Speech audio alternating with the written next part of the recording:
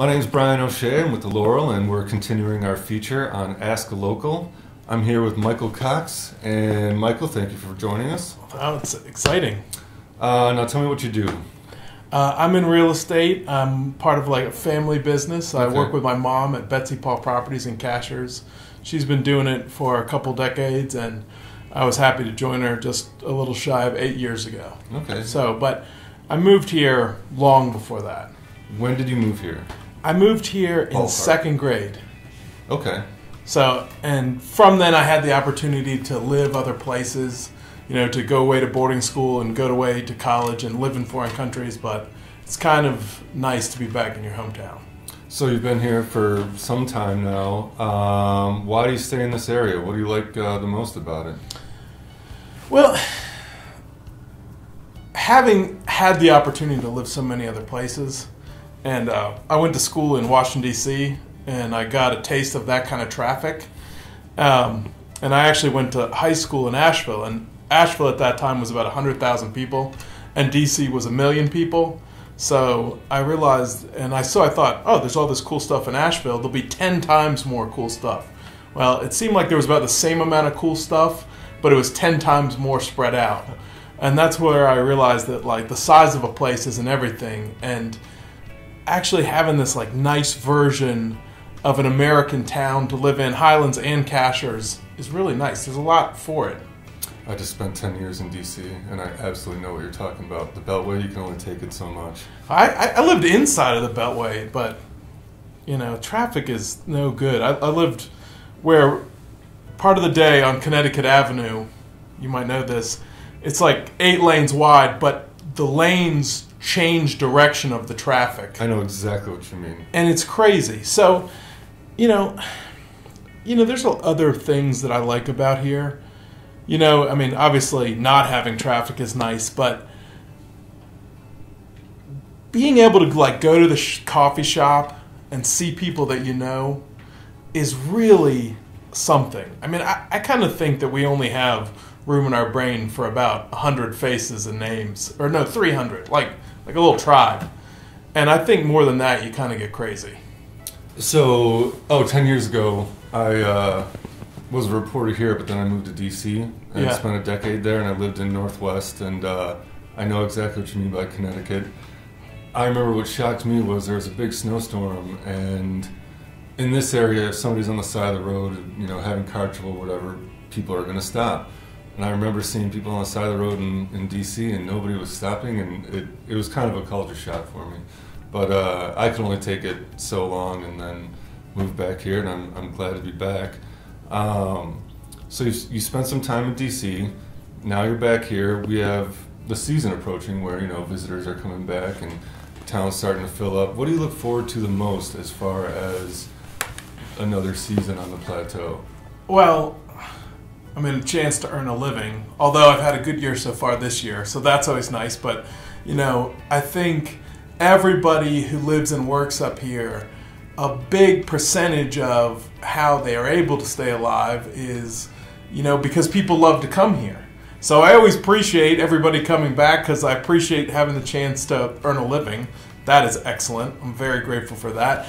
But also, the restaurants start opening back up. The weather starts to get nice. Of course, you've made friends with all these people. So people that you haven't seen in 6 months that are your friends, they show back up in your life. A lady just at a coffee shop at Bucks in Cashiers turned back up and said she was coming back to get some things sorted in her house before the carpenters got too busy for the summer. So it's really good to get a chance to see people again. I think the people are the secret. The people was a big draw for me coming back.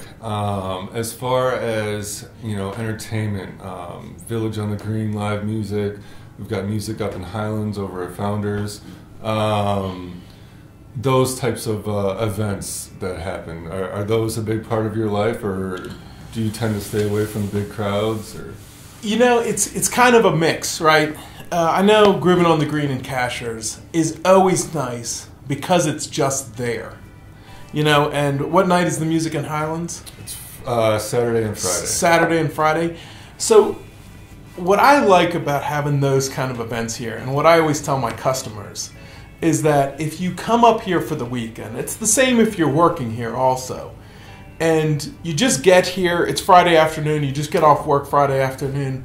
You don't have to think extra. You don't have to make a plan at the end of the week. You can just go there and relax. And if you don't take food, now they're doing a better job at selling food at the Groove and on the Green and Cashiers. And here, I'm sure you could just run by the Market Fresh. So it's just like an easy solution at the end of the week. Now, sometimes I do, when I've been busy and working all week, I'll dip off the mountain, but when I'm just not going anywhere doing anything, it's nice to just swing by there and see people and relax. I live about a block away from there, and you're absolutely right. You get off work, you stroll over, you hear some good music, talk to some people.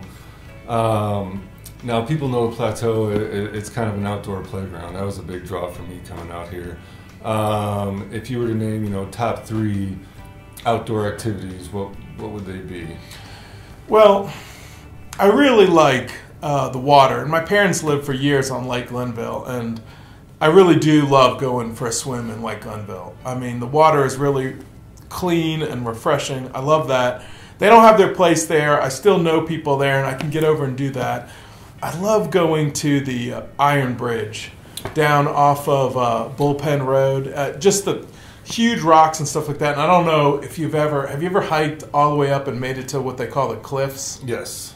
It's like you're in a movie. I used to live on Horse Cove right before it meets Bullpen, and what I liked in the summers is you could go with your family down that trail along the river, and just beach after beach after beach. And if a family's at that one, you walk to the next one. Yeah, and it's like that's great. For all levels too, because you can park and it's level, and you can hike to Whiteside Cove Road if you want to, 7 miles. Or you can just go 100 feet up the trail and relax with your family. Yep. That's what I like about that one. I always recommend that. And the other thing I recommend is, of course, the standard Whiteside Mountain. I always call that like a fast food hike because you can just park in the parking lot and there's signs for everything. You just walk. It's a staple. I always recommend it too. But if you know about the trail and you're a competent hiker, to go to Devil's Courthouse, that is amazing. Yep. So that's probably my top 3. I think I would agree. I don't get down to Grooving on the Green as much as possible because I live about a block from Founders Park. But looking forward to it this season. So oftentimes people come to visit Highlands and Cashiers, and they'll have a dinner reservation, but they'll check into the hotel in the afternoon. They don't really know what to do for lunch. You see people looking at maps throughout town. Any hot spots you could recommend? Well, listen, in Cashiers, I have not been let down with this recommendation. We have a terrific family-owned Mexican restaurant called Chili Loco in the Slabtown Shopping Center. And, of course, they have great guacamole. On cold days, if you're here in the winter or it's raining, their chicken soup is incredible. But the thing that I get that's on the menu that everyone misses is the torta pollo milanese, which is like a pressed chicken sandwich with like a beaten breaded chicken breast. But it has everything else. It has the beans, avocado, jalapenos, cheese. It's got to be one of the best sandwiches up here. So I recommend that.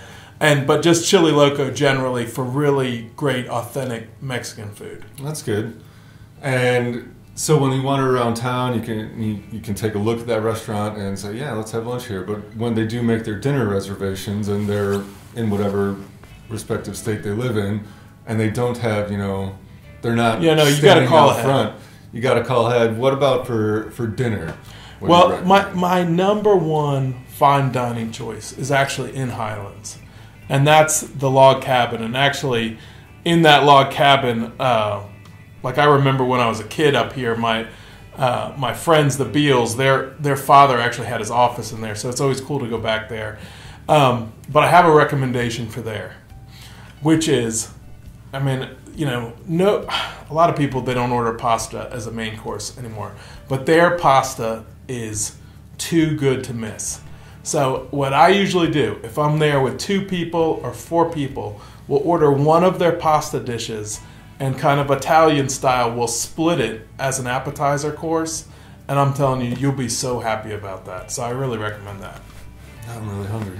Yeah. Well, Michael, I appreciate you stopping by. Yeah, and definitely. All of our listeners, I appreciate you taking the time to watch our little program, and hope to see you guys soon. Mike, thank you. Nice to meet you. I hope I see you around town. Absolutely. Bye.